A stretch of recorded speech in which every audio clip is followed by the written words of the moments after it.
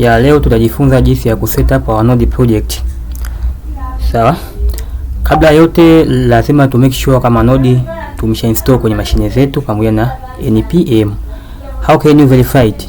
Utakuja kwenye Google Chrome au any browser, uta search download nodes node. Ukisha search download node utafika site ambayo mimi nimefika kama mfano hapa, kisha utachagua operating system ambayo unayo ambayo unatumia kwenye kompyuta yako. Kwa mfano natumia Linux, unaweza kuchagua hapa. Kwa anayetumia Windows atachagua hapa, na vivyo anayetumia Mac OS pia atachagua hapa. Baada hapo utakuja kudownload hapa, hichi hapa. Ukisha download itaingia kwenye mashine yako ya kompyuta, kisha utalani as administrator. Then after utakuja kuinstall npm sasa hapa. Ukisha install npm kwenye mashine yako, kwa vitu vyote vile vitakuwa installed successfully kwenye mashine yako. Then after utakuja kuverify kama node na npm zimeshakuwa installed kwenye mashine yako. Cha kufanya utafungua terminal au PowerShell yako, kisha utaandika hii command node v. Sawa? Hapa naangalia version ya node kwamba node mimi ninaye version 22 kulingana na video nilivyo record au kulingana na node version ambayo umeinstall wewe. Kwa hiyo ina change depend na time, pia ina depend na version you have been installed. Cha pili utaverify npm kama umeshakuwa installed pia. Kwa mfano mimi ninaye hapa 10, kwa hiyo vitu vile important navyo kwenye mashine yangu. Then after baada ya kumaliza hiyo vitu ku make sure kama vyote ninavyo, utakuja kufungua hiyo folder NSM yoyote. Kwa mfano mimi nimefungua kwenye desktop hapa, mwingine anaweza kufungua kwenye local disk C kokote. Kisha fungua hapa, utakuja ku open kwenye VS Code. Kwa mfano mimi nimesha open hapa kama hivi. Hapa nimeshafungua hiyo text editor yangu ambayo ina project yangu nimename kama Node Express kama hivi hapa. Then after hapa tunaenda kuinitialize hiyo Node project. How can we do it? Very simple. Relax. How?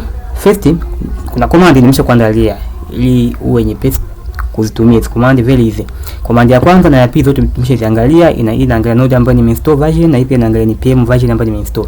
Hii tunaenda kuinitialize sasa node project ambayo itakuja na node package yake. Sawa? Hii tutakuja kuinstall hii express baada ya kuinitialize hiyo node, na hii command itakama au itakuwa na folder kubwa ambayo inaitwa node module.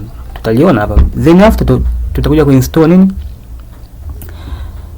NodeMon. Hii NodeMon ni package ambayo inakuwezesha node application kulani bila kurefresh au bila kurestart.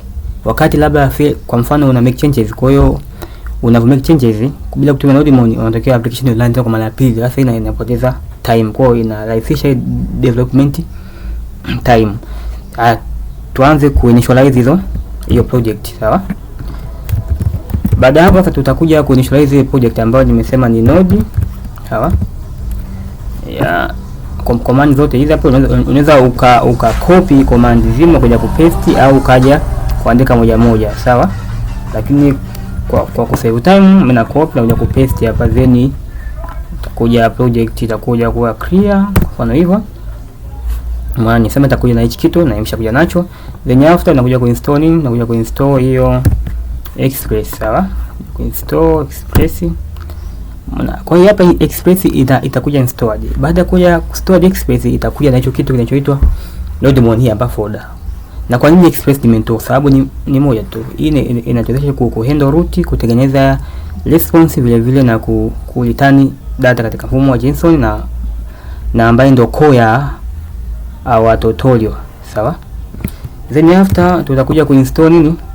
Hiyo NodeMon ambayo nimeshaelekeza hapa. Tutakuja kuinstall kwenye project. Sasa NodeMon kuna njia mbili ya kuinstall. Unaweza kuinstall NodeMon katika project au unaweza kuinstall NodeMon katika global au katika mashine yako nzima. Sasa mimi nimeinstall pa project. Na hii ndio very principle ambayo inahitajika sana. Umeona? Kwa hiyo mimi nimeshainstall vitu vyote viwili. Nimesha initialize kila kitu. Sasa hivi naenda ku create folder ambayo ninaita kama src hiyo folder. Unaweza name vyote, lakini wengi tunapenda ku name hivi ili folder. Ndani ya folder na create file yote, file ambayo unataka ku name kama ni server. Sawa? name kama server.js kama hivi. Kwa hapa sasa nimesha create project yangu ya Node, sawa, na nimesha create file langu hili, sawa. Kisha mwisho wa siku, baada hapo sasa tunaenda kuinstall kitu ni Express. Baada ya kuinstall hii project, how can we do? Very simple. Ya kwanza utakuja kuimport hiyo Express, sawa. Unakuja kuimport Express hiyo ambayo kwenye machine yetu. Lakini pia baada ya kuimport Express kwenye machine yetu, tutakuja kufanyaje tena? Tutakuja kuweka port. Let's say mimi nimetumia port yangu 300, 3000, ngine natumia 5000 whatever, lakini ni very watu wengi wanapenda kutumia hii, sawa. Mwisho wa siku, baada ya kuset hiyo port yangu, nakuja kufanyaje? App.listen. Sasa kwa nini nimeweka app.listen? Kwamba endapo hii application yangu itarun katika port 300, kwa hiyo hii function hii hapa, callback function yenyewe itakuja ku listen port 300. Kwa mtu akihiti URL yangu au ile API yangu ambayo ni port 300, hiki kitu kitakuja ku console au kitakuja ku print kwenye terminal. Kwa hiyo application yangu ina listen port 300 ili iweze ku return data na other logic ku perform, sawa. Kwa mtu akisema http/localhost/300, basi hiki kitu kitakuja ku display. Mwisho wa siku sasa application yangu itakuwa live na watu wataweza kuaccess. Kwa hiyo hapa nimeset ni simple code au ni very basic code katika hii hapa application yangu. Sasa kwenye ngoja tuishie hapa ili mbele tuje kuendelea pale mambo ya nini ya roots na methods zinginezo. Kwa hiyo tuishie hapa, tukutane katika video kijacho ili tuendelee na another concept. Bye bye.